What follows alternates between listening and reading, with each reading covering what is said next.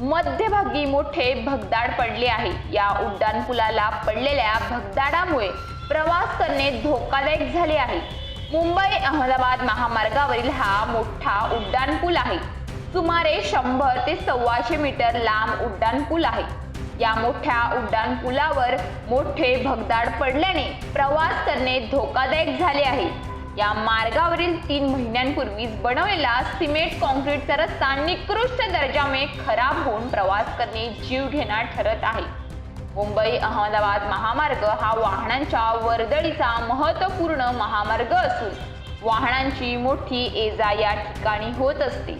या महामार्गाचे व्हाईट टॉपिंगचे कामही सुरू आहे।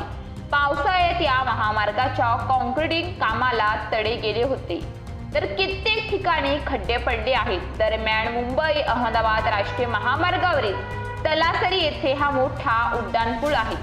या महामार्गावर रोज हजारो अवजड वाहने ये-जा करीत असतात।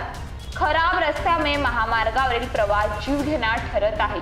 या महामार्गावर अपघात वाढलेले आहेत। आता उड्डाणपुलाला मधोमध भगदाड पडल्याने पूल वाहतुकीसाठी धोकादायक बनला आहे। या भगदाडामुळे पुलावर मोठा अपघात होण्याची शक्यता आहे। महामार्गावर खड्डे पडले असल्यामुळे वाहन चालकांना खड्डे वाचवण्यासाठी कसरत करावी लागत आहे। News police reporter Ashraf Khan, Talasari.